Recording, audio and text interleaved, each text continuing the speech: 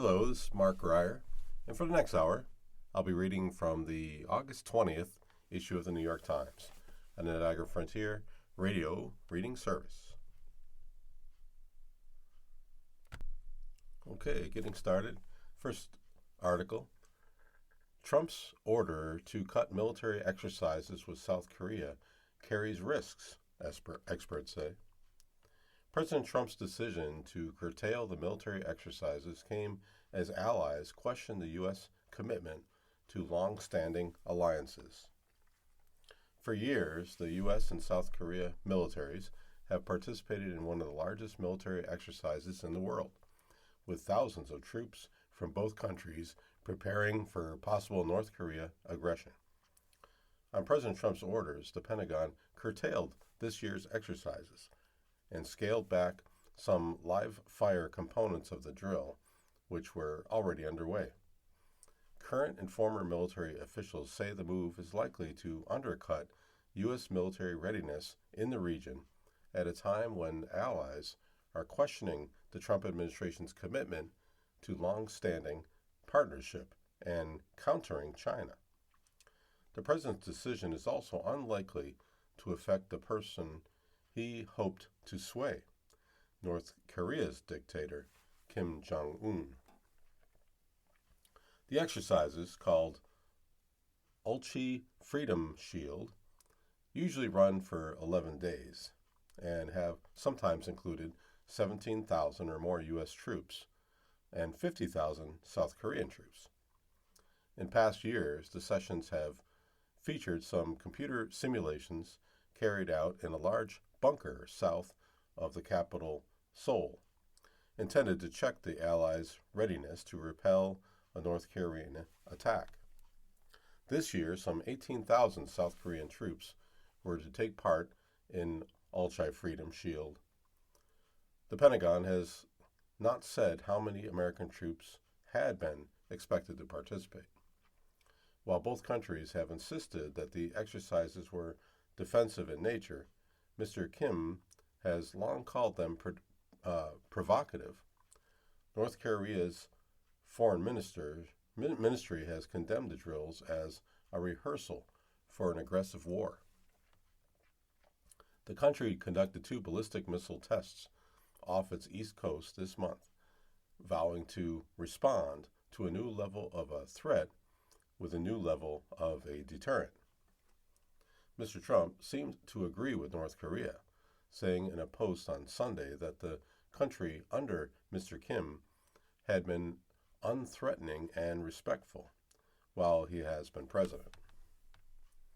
American troops have been through this before. Mr. Trump abruptly canceled the exercise in 2018 during his first administration without notifying Defense Secretary Jim Mattis. At the time, Trump administration officials said they wanted to give negotiations meant to rein in North Korea's nuclear ambitions an opportunity to succeed. Mr. Trump met with Mr. Kim 3 times, but ultimately failed in that goal. Back then, officials said the military could weather one big interruption in the exercise scheduled, but that readiness would suffer if the drill lapsed for several years. After Mr. Trump's announcement on Sunday, the Pentagon declined to say which specific training events would be canceled, modified, or conducted through computer simulation. But former commanders said 2 main components would be affected: the testing of high-level command problems and other issues, and training for large-scale, on-the-ground live fire and troop maneuvering. Both are valuable from a military readiness perspective, commanders said. A Pentagon official who spoke on the condition of remaining anonymous to discuss operational matters said the American and South Korean militaries would continue training on their own before the exercise ends on August 21st, but that they would not train together, as had been previously scheduled. Of course, it hurts readiness, said Victor Cha, the Korea chair at the Center for Strategic and International Studies. and readiness relates to deterrence. If the Chinese or North Koreans feel that U.S. deterrence is not as strong, they might think there are opportunities there. Mr. Cha also disputed the notion that canceling the exercises would help Mr. Trump to get a nuclear deal with North Korea, pointing to the 2018 talks that ultimately collapsed in Hanoi in 2019 over disagreement about relief from U.S. economic sanctions and the hope and the scope of North Korea's nuclear disarmament. General Curtis Scaparrotta, a retired top commander of U.S. forces in South Korea, said that scaling back live fire training hurts troops' ability to hone in their combat skills. It develops competence and confidence by training just as you would fight an adversary as a team, he said in an email. The use of live rounds and rigorous training standards in training is the most realistic test of unit readiness. In a rambling social media post on Sunday, Mr. Trump complained that South Korea had not supported the Trump administration in its war against Iran. He also said the military exercises were expensive, with much of these costs paid for by the United States of America, as usual. The estimated cost of this year's exercise was $6.9 million, the Pentagon officials said, adding that any savings resulted from the changes have not yet been determined. But former commanders said the vast majority of these costs have already been paid for expenses like U.S. troop movements in and out of South Korea. South Korea's foreign ministry appeared to be caught off guard by Mr. Trump's announcement, but pledged to continue coordinating with the United States on the military exercises. As the war with Iran sinks into a quagmire, Mr. Trump is increasingly refocused on North Korea, which is now a de facto nuclear power. Mr. Trump posted a picture of himself with the North Korean leader on social media at least twice in recent months. Kim Jong-un and I get along great, Mr. Trump wrote alongside a photograph he posted on Saturday of their meeting at the border between North and South Korea in 2019. Mr. Trump said on Wednesday that he planned to meet with Mr. Kim sometime later this year, but he did not offer details. I get along with Kim Jong-un very well, Mr. Trump said. He's going to be fine. As long as we have a smart president, he's going to be fine. Kim Yo-young, the North Korea's leader, younger sister and close advisor, told state media on Wednesday that the country's position towards the United States had not changed, despite Mr. Trump's decision to cut short the military exercises. Okay, next article. How the $32 trillion Treasury market influences the economy. Interest rates on U.S. government bonds can affect everything from auto and student loans to mortgages. Investors are worried about the amount of debt the government has piled up, and bond yields are one key indicator showing this. Yields, or interest rates, on the 30-year Treasury rose above 5.3%, a nearly two-decade high, fueled by anxiety over the war in Iran, inflation, unstable government deficits, and rampant spending on artificial intelligence. The nearly $32 trillion market for U.S. government bonds, called the Treasury market, offers a clear signal of where the economy may be headed.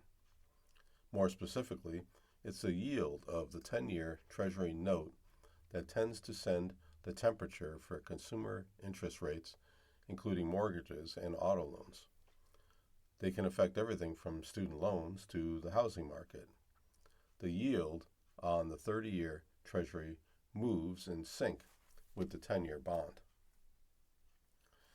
Here's a guide to understand what is happening with Treasury yields right now and why it matters. Excuse me. What is a bond? Well, first, the basics. A bond is a form of fixed income debt, which means that when it is issued, someone is borrowing money and someone else is lending it. In the U.S. government bond market, a borrower is the federal government, and the bonds are called treasuries. Other governments do this too. In Britain, they're called gilts, and in Japan, they're known as JGBs, which stands for Japanese government bonds. The United States issues debt with a range of maturities, a term that refers to when it has to be paid back. Treasury bills are short-term debt obligations, ranging from 4 weeks to a year. Treasury notes are medium-term, maturing between 2 and 10 years, and Treasury bonds mature in 20 or 30 years. The lender is the bond investor who expects to be paid interest on the investment. That's a key difference between a bond and other assets that people buy or trade, like stocks. The bond's yield is the total annual return someone can expect to earn from it. A bond's yield rises as its price falls and vice versa. Similar to the rate a homeowner pays on a mortgage, a bond yield reflects a variety of factors. When the debt will be repaid, the risk that it won't be, the investor's view on whether earnings on the loan will be more worthwhile than other investments, like stocks and cryptocurrencies. When an investor owns a treasury bond until it matures, the return the investor will receive is fixed. But because government bonds are publicly traded, their value can rise or fall just like a stock price. And that means yields move higher or lower too. Higher yields means investors are demanding a higher return to make the investment worth it to them. So why are bond yields rising? Often it's the 10-year Treasury note that gets a lot of attention. It has been climbing since late February, when the yield sat at 3.96%, although the rise began reversing in April and then again in May. The yield began rocketing back up by the end of June. It's currently 4.66%. The rise has been less steep than previous runs, like when President Trump announced sweeping tariffs in April last year, but investors are aware of a cocktail of forces unlikely to rein in climbing yields. The flip-flopping on a peace deal in Iran continues to rock oil markets, which in turn adds worries over inflation numbers and affordability. Paired with what rampant spending by tech companies on AI, which has left some analysts guessing that the hype has drawn investors away from bonds, and others saying the enthusiasm has pumped up growth and inflation expectations. The Treasury buyer is now much more price sensitive, meaning investors are demanding a higher yield to absorb both government and corporate insurance, said Jason Goldberg, a Barclays analyst. He wrote that in a note. Some analysts said a recent pullback in the equity market was a sign stock investors were growing more worried about bond yields, too. Typically, bond prices and stocks move inversely. When stocks fall, investors move to a safer investment, like government bonds, to protect from losses. That negative correlation persists for the first 2 decades of the 21st century, but has recently flipped. The correlation, now positive, is at its highest level since 1990s, Bank of America analyst said in a research note on Wednesday. That flipped correlation means bonds don't hedge losses the same way they used to, because when stocks fall, so do bond prices. Investors are no longer willing to pay the same premium for an asset class that offers lower hedging utility, the Bank of America analysts wrote. So, how do rising yields affect the economy? One reason the 10-year yield gets so much attention is that it is its starting point from which lenders determine mortgage rates, which means that as it rises, taking out a loan to buy a home becomes more expensive. Excuse me. As of Wednesday, the average interest rate on a 30-year mortgage was 6.67%, up from roughly 6% earlier in the year, according to data from Freddie Mac. How do rising yields predict what might happen next in the economy? Because treasuries are issued in varying maturities, each set offers predictions for what will happen in the economy at different time periods. Typically, the longer the horizon for an investment, the more bond investors expect to be paid in interest. We have more certainty about how things will go over the next 3 months than we do about the next decade. So the yield on a 10-year Treasury note is usually higher than the yield on one that matures in just a few months or a couple years. When that relationship reverses during periods of increased economic anxiety, as it did in 2022, it is used as a recession indicator because the risk in the near term eclipses the long-term risk. Although yields have room to rise modestly higher, the uptick isn't yet a cause for alarms about buyers' strikes or a dysfunctional market, according to a Wednesday note by LPL Financial's chief fixed income strategist, Lawrence Gillum. The demand for bonds, at least at last week's 3, 10, and 30-year auctions, was decent, Mr. Gillum said. The market is absorbing the paper, he said. That is the mechanism we would expect in a normalization. Higher yields recruit buyers. In a crisis, higher yields chase them away.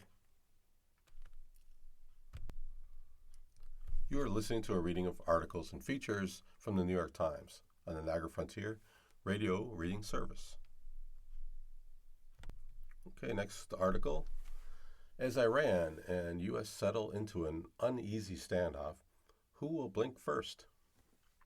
For weeks, there has been no diplomatic progress, but also no full-scale fighting, as both sides seem to believe they can hold out longer than the other. They are not seriously negotiating, nor are they shooting at each other. Instead, Iran and the United States have settled into an uneasy, in-between state that risks either a return to fighting or a hardening stalemate. At the core of this unresolved status are calculations, perhaps miscalculations, by each side. Iranian officials believe they have more to gain from withstanding U.S. economic pressure and maintaining control over the Strait of Hormuz than they do from making major concessions in a negotiated deal, analysts said. And the United States appears to be betting that putting Iran in a tighter economic stranglehold will succeed where military strikes have not. On Wednesday, President Trump vowed to impose tremendous economic consequences on countries that do business with Iran. So far, neither the U.S. nor Iran has gotten what they want. When the countries agreed to a ceasefire 2 months ago, it was supposed to put them on a path to a broader deal within 60 days, covering Iran's nuclear program and the lifting of U.S. sanctions. That deadline passed this week, and on Tuesday, Mr. Trump said on social media that there were no talks or conversations going on or scheduled. Instead, the two countries are in a state of constant limbo, said Nicole Grajewski, an assistant professor at the Center for International Studies at Sciences Po in Paris. Not that much has fundamentally changed over the past several months, she added, beyond a further entrenchment of the Iranian position and repeated, so far unsuccessful, U.S. efforts to find some kind of way out. This month, Tehran issued a list of demands on Washington for reopening the Strait of Hormuz, which sits along Iran's southern coast and is a major transit point for most of the world's oil. The demands included the removal of sanctions, the release of frozen assets, and the payment of war reparations. Similar conditions were previously mentioned as being part of a possible future deal between the two sides, outlined in a memorandum of understanding that was agreed in June but quickly unraveled. For weeks, Iran has been negotiating with Oman over future management of the strait, but the list of demands suggested that even in the event of a deal, Iranian forces would continue to threaten and attack transiting marine traffic. At least 2 ships have been attacked in the strait in recent days. Having recovered from the initial shock of the war, Tehran is now determined to demonstrate strength, said Mehzad Barghouti, Dean of the College of Arts, Sciences, and Education at Missouri University of Science and Technology. Its weaponization of the Strait of Hormuz and hardline bargaining is in parallel talks with the United States and Oman should be understood in that context, he added. Over the past few months, President Trump's rhetoric has swung between threats of annihilation and promises that a diplomatic deal was close.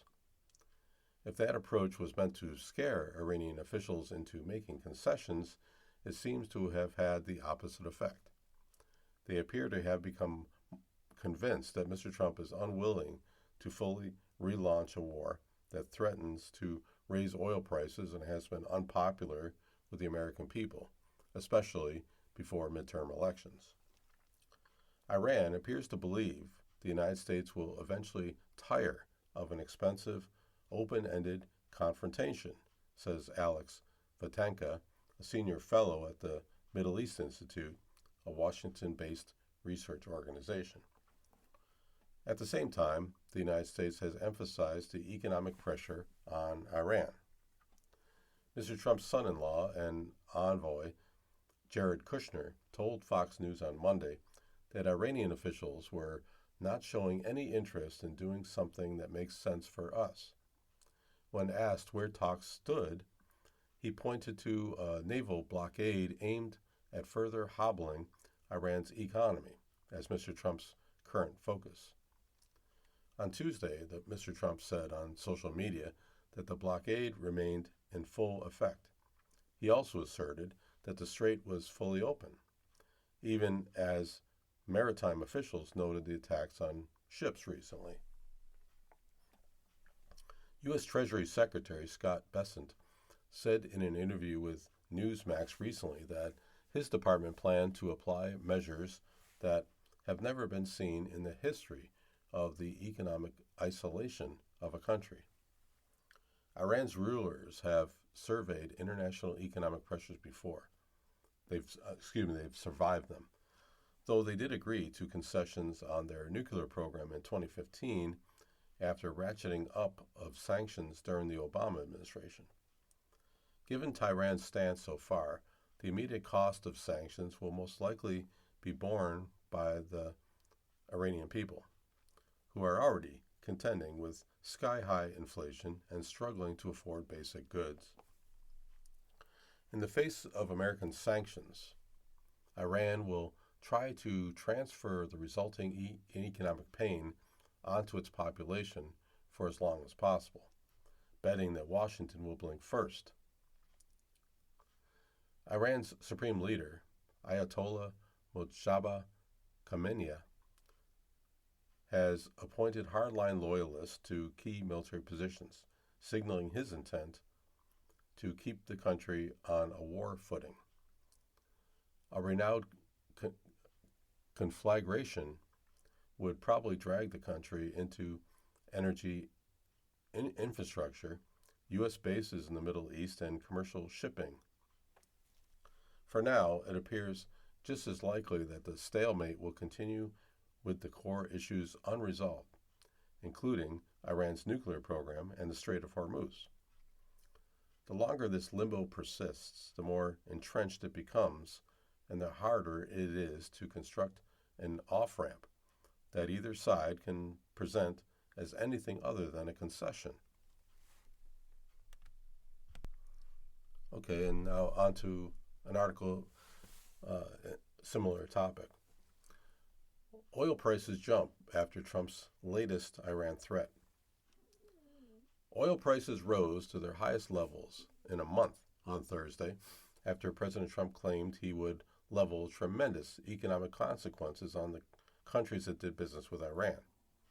Without naming countries or details on possible actions, Mr. Trump said on social media on Wednesday, suggested he would target countries that buy Iranian oil. A U.S. Navy blockade has already cut off Iran's seaborne oil exports. High oil prices have fueled fears about inflation, with the cost of gasoline, diesel, and other products derived from crude oil up sharply since the start of the war in Iran nearly 6 months ago. This anxiety has also been reflected in bond market volatility. Oil prices rise. The price of Brent crude, the global benchmark for oil, was up more than 3% to more than $94 a barrel. West Texas Intermediate crude, the U.S. benchmark, was around $87 a barrel. Investors and analysts are focused on the continued disruption to shipping in the Strait of Hormuz, the narrow waterway between Iran and Oman that is a vital trading route for oil and natural gas that normally carries as much as 1/5 of the world's oil supply. Stocks are steady, though. Futures on the S&P 500 pointed to a slight increase when stocks resumed trading in the United States on Thursday. In Europe, the STOXX 600, a broad index that tracks the region's largest companies, was little changed. Stocks in Asia were broadly higher, carrying over a U.S. rally from the day before. The Kospi index in South Korea surged 5.9%, while the Nikkei 225 in Japan jumped 1.4%. Bond rally fades, though. The yields on U.S. government bonds rose on Thursday as the effects of the Treasury Department's latest effort to rein in borrowing costs began to fade. The 10-year Treasury yield, a widely influential interest rate that underpins mortgages, business loans, and many other types of debt, rose to 4.67%, erasing much of the decline in yields on the previous day when the Treasury doubled the amount of debt it was authorized to buy back from investors in weekly operations. Investors are worried about the war in Iran's effect on inflation, large government deficits, and ramping borrowing to finance artificial intelligence infrastructure, which have all put upward pressures on yields. Gasoline prices ticked up. Gas prices rose on Thursday to a national average of $4.10 a gallon, according to AAA Motor Club. The increase has raised the cost for drivers by 38% since the war began. Gas prices don't move in lockstep with crude, usually trailing increases or drops by a few days. The average prices of diesel rose 5 cents to $5.55 on Thursday, up 48% since the start of the war. Okay, let's move on. Next article. Harry and Meghan's break with Britain and planned return. This is a timeline for that. The couple will remain non-working royals. It is unclear where they will live. Prince Harry and his wife, Meghan, the Duke of and and Duchess of Sussex, are moving back to Britain more than 6 years after leaving behind their lives as working members of the royal family and moving to the United States. The couple began dating about a decade ago and married in 2018. She is an American actress, 3 years his senior, biracial, divorced, and vocal about her views. And their union seemed to usher in a new, more inclusive, modern era for the British royal family. They have 2 children, Prince Archie, born in London in May of 2019, and Princess Lilibet, born in California in June of 2021. The couple struggled with the attention and pressure on them in Britain, where the press targeted the Duchess and chose to leave in 2020. Here's the timeline of the break with the royals' roles and with Britain and the American life they have led since.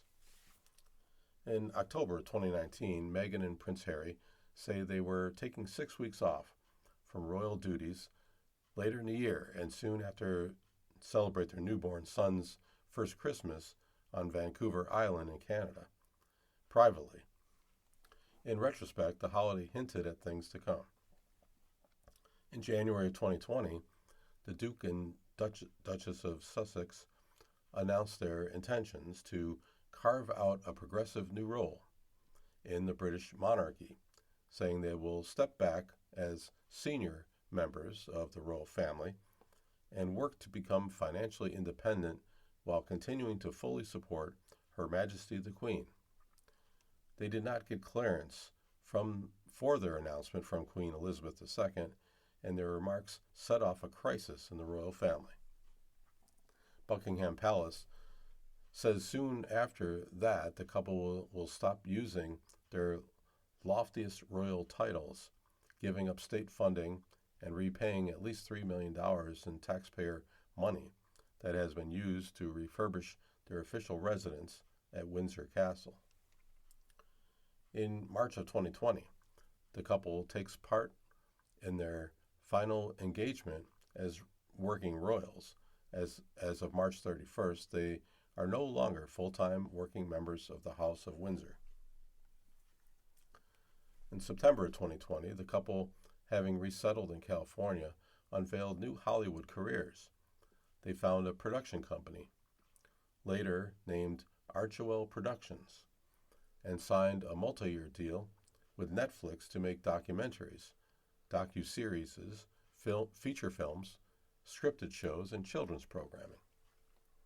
In February of 2021, a little more than a year after announcing their plans to step back from the royal duties, Buckingham Palace announces that Harry and Meghan confirmed to Her Majesty the Queen that they would not be returning as working members of the royal family. Queen Elizabeth II had made clear she would not tolerate a half-in, half-out arrangement with the couple. In March of 2021, in a bombshell interview with Oprah Winfrey on CBS, Meghan reveals that she struggled with suicidal thoughts after her marriage, describing a royal life that began as a fairy tale but quickly turned suffocating and cruel. She raises issues of race and privilege in the most rarefied echelon in British society in an interview that shines an awkward and at times unflattering light on the British royal family. Then in June of 2021, Princess Lilibet of Sussex, Prince Harry and Meghan's second child, is born in the California hospital. June of 2022, Prince Harry and Meghan attend Queen Elizabeth's Platinum Jubilee together in Britain.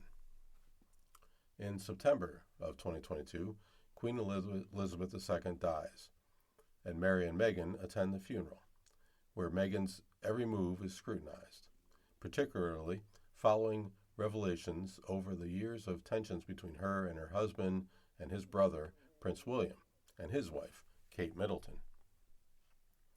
In December of 2022, Meghan and Prince Harry's Netflix docuseries premieres, with the couple revealing ever more about their difficulties with relatives and particularly with the British press.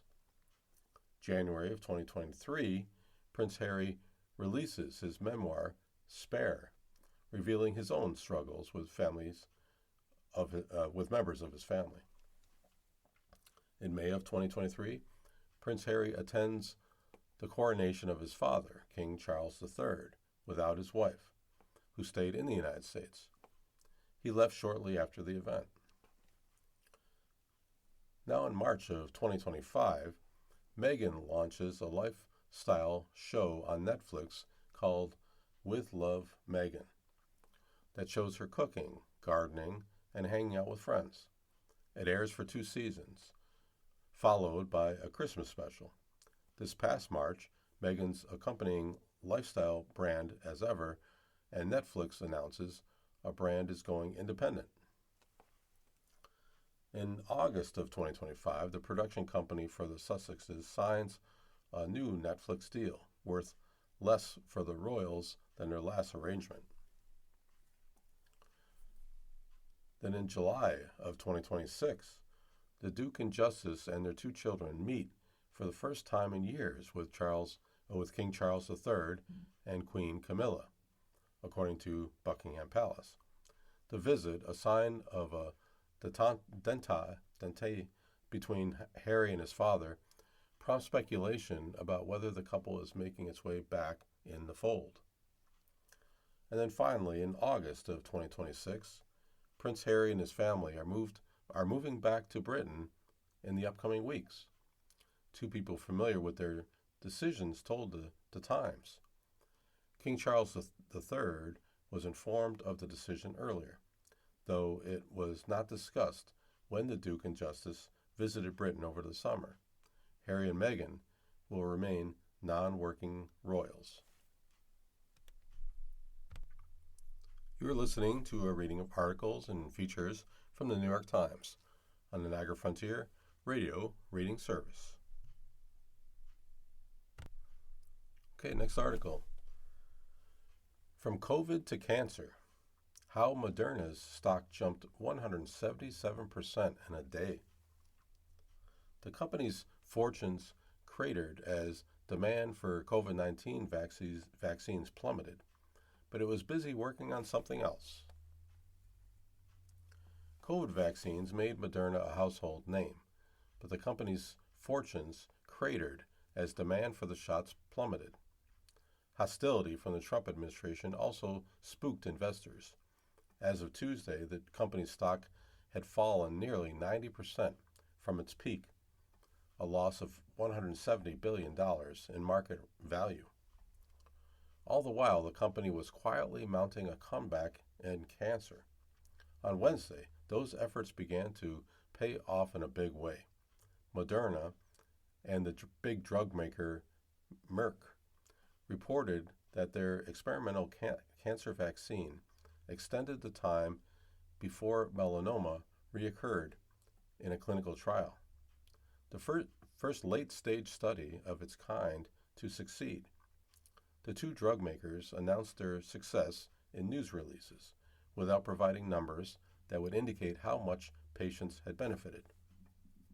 Moderna's stock closed up 177% on Wednesday. The investors were betting that Moderna could help jumpstart a new approach to treating certain cancers. The experimental vaccine uses the same messenger RNA or mRNA technology that powered Moderna's COVID-19 shot, but it works differently to treat cancer. Tailored to each patient's tumor genetics, the vaccine delivers instructions to produce a fragment of a tumor to teach the body's immune system to attack the cancer. Cancer vaccines using mRNA could become a hugely lucrative business if the approach works across cancer types. Cutting-edge cancer drugs typically cost several $100,000 a year. For Moderna, cancer is by far the most significant pipeline opportunity, said Tyler Van Buren, an analyst at the Wall Street Bank TD Cowen. Moderna's chief executive, Stephanie Benchel, said on CNBC on Wednesday that the company's work on the cancer vaccine was its latest effort to take very big scientific clinical bets.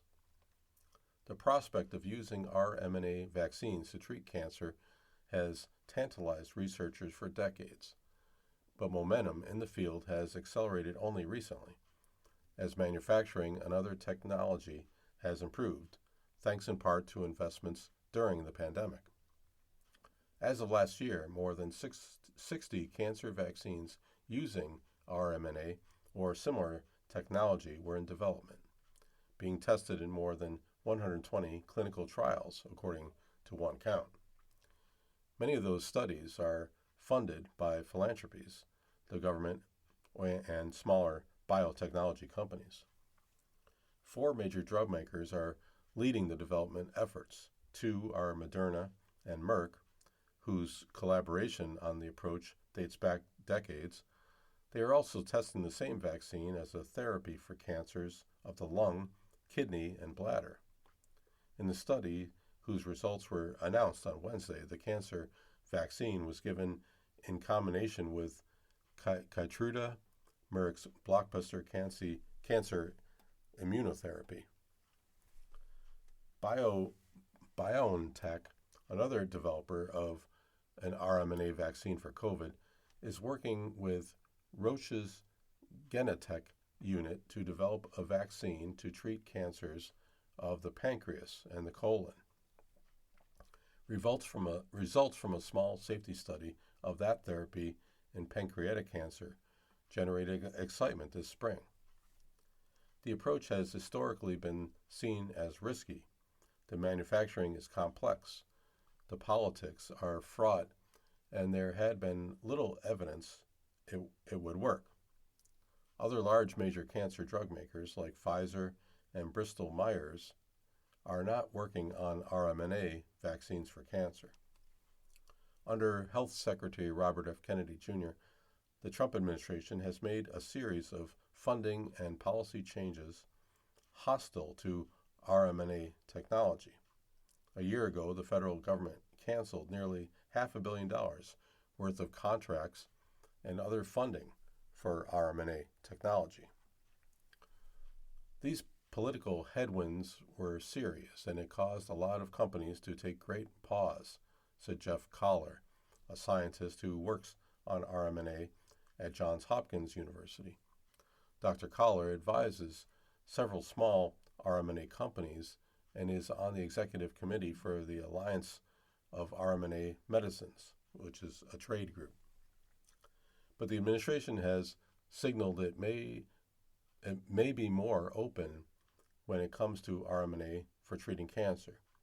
This year, it quietly started a public-private partnership expected to fund clinical trials of different cancer vaccines, according to those using rMNA.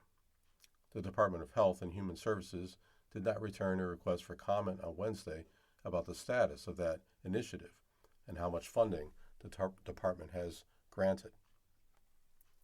Moderna was founded in 2010 in Cambridge, Massachusetts, to develop medicines using rMNA. Its COVID vaccine, its first product, brought in tens of billions of dollars of revenue during the pandemic. But as the public and the government soured on its COVID shot, Moderna had hardly anything to replace it with. Over the past few years, Moderna looked for different ways to reinvent itself. It won approvals for rMNA vaccines for respiratory viruses and most recently the flu. It also explored experimental therapies for rare diseases. Last year, the company laid off more than 800 workers, a tenth of its workforce. It also lost more than $700 million in contracts to develop a shot to protect humans against bird flu after the Trump administration canceled the agreements. The company shelved vaccines to protect against herpes, chickenpox, and shingles. Even though it had started years before the pandemic, Moderna's work on RMNA cancer vaccines flew relatively under the radar. In addition to the experimental cancer vaccine it is developing with Merck, Moderna solely owns several others that it is testing in different cancers.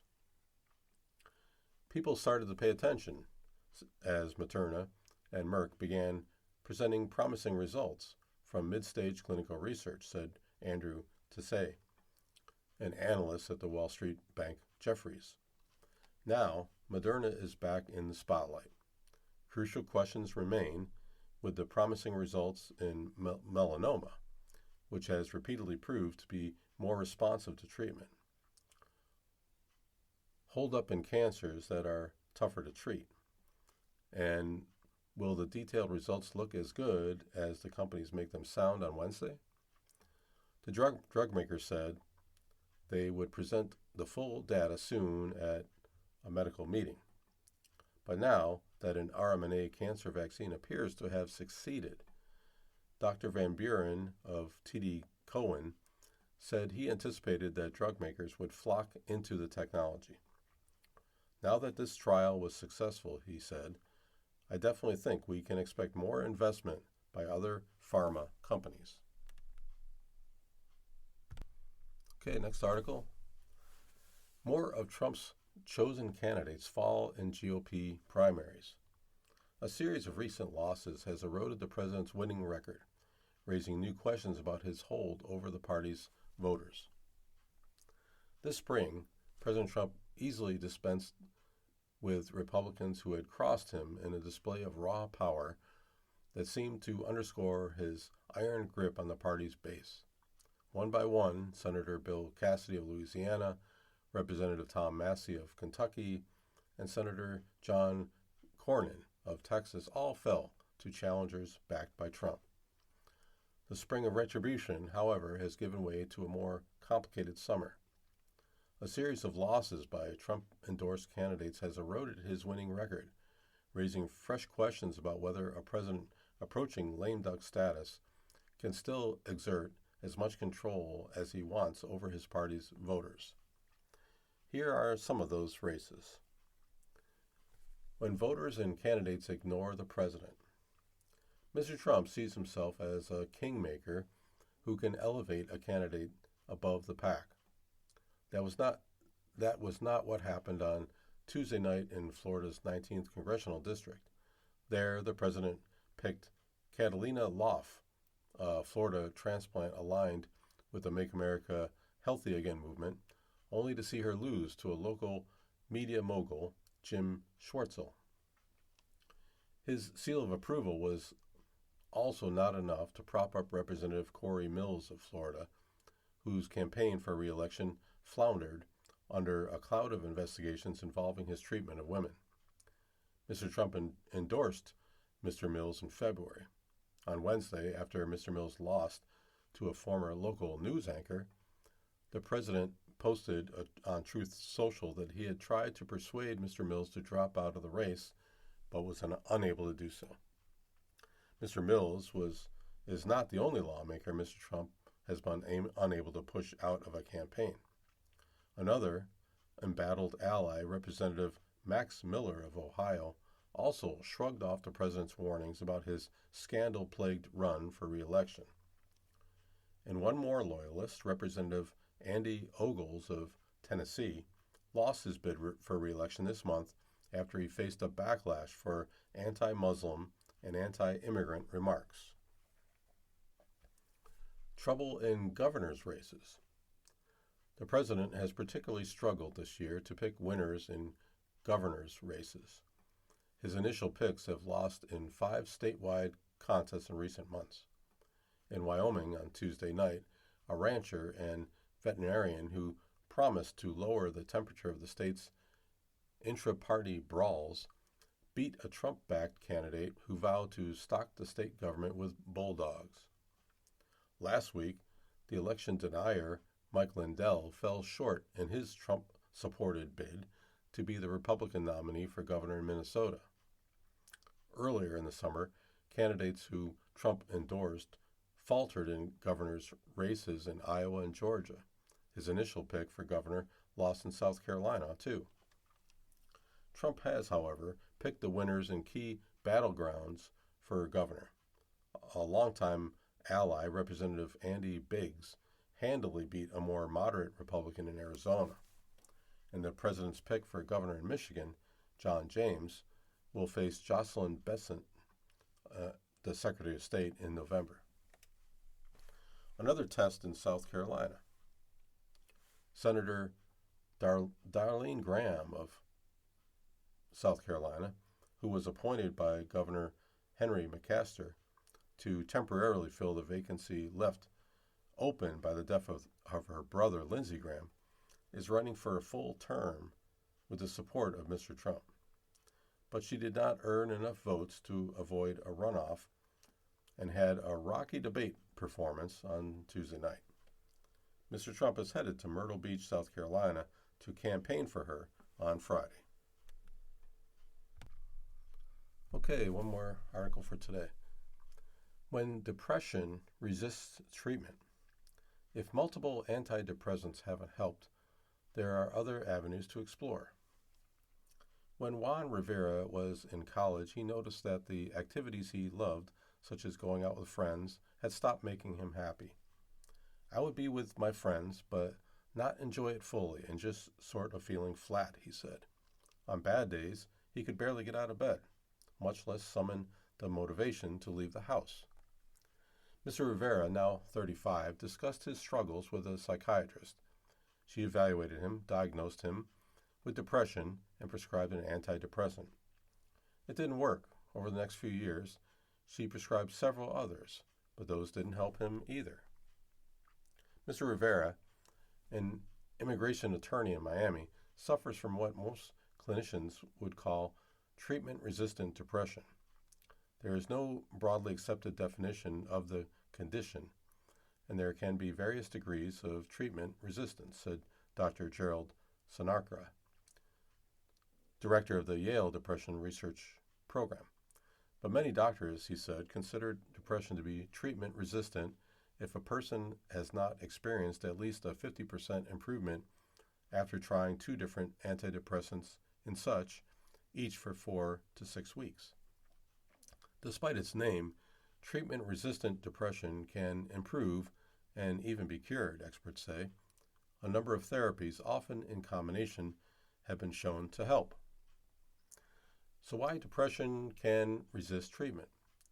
Various factors may increase the likelihood that a person with depression won't respond to initial drug treatments, said Dr. Deborah Kahn, director of the Advanced Psychiatric Therapeutics Clinic at UC Davis Health. People with a history of childhood trauma can experience depression that is more difficult to treat, she said. When those with depression have also have anxiety, certain vitamin deficiencies, thyroid disease, heart disease, or sleep apnea, they may also struggle to improve, in part because these conditions can cause depression-like symptoms such as fatigue. Genetic differences may also shape the likelihood that depression will become treatment-resistant, Dr. Kahn added. A 2025 study reported that genetic predisposition of insomnia and certain forms of neuroticism increase the risk. A person's expectations may also shape outcomes, said Dr. Senacora said. If someone has tried several medications without improving, that person may understandably not expect much from the next one. An estimated 31% of people in the United States who are treated for depression are considered treatment resistant. What doctors may try next. There's no one-size-fits-all approach to managing treatment-resistant depression. At the UC Davis Clinic, if patients don't improve after trying 2 antidepressants in succession and undergoing psychotherapy, they may be prescribed a low dose of an additional drug, such as an atypical antipsychotic or lithium, said Dr. Kahn. Clinicians will ensure that medical problems that could be contributing to symptoms are addressed too. One additional therapy that has been shown to help people with treatment-resistant depression is transactional magnetic stimulation, or TMS, which was cleared by the U.S. Food and Drug Administration for treatment of depression in 2008. Dr. Khan said it uses magnetic pulses to stimulate parts of the brain to increase mood-boosting chemicals, including neuropilin, dopamine, and serotonin, she said. TMS is tolerated well and has no long-term serious side effects, Dr. Khan said. A 2023 meta-analysis of 19 clinical trials found that patients who received TMS while taking an antidepressant were 2.8 times as likely to experience remission compared with people who took an antidepressant while receiving sham TMS treatment as a placebo. Ketamine, an anesthesia commonly used in surgery, is increasingly used to address treatment-resistant depression. In 2019, the FDA approved Spravato, an intranasal spray containing ketamine. In a 2019 trial, 52.5% of patients with treatment-resistant depression who took as ketamine with an antidepressant for 28 days experienced a significant resolution of their symptoms compared with about 31% of people who took an antidepressant with a placebo. Ketamine is thought to work in part by helping the brain form new or stronger connections in networks involved in mood and cognition, said Dr. Khan. Psychedelic medicines, including psilocybin, ibogaine, and 5-MeO-DMT, which are thought to work in similar ways, are also being studied as potential treatments, she said. Mr. Rivera, the immigration lawyer, recently began taking intranasal Spravato, and he started feeling better after his second session. The medication is helping lift the negative filter, he said, that permeates his thoughts and mood. That said, there is unlikely to be one magic pill that cures treatment-resistant depression, Dr. Khan said. People may benefit from a combination of approaches, and they may also need to combine treatments with lifestyle changes. Dr. Sanakora said he always asks his patients what they plan to do over the upcoming weekend to ensure they're active and seeking out joy, he said. You can take the medicine, but you also have to do the other physical and social interventions that are so important. Okay, so you've been listening to a reading of articles and features from the August 20th issue of the New York Times. Your reader today has been Mark Reier. Thank you so much for listening.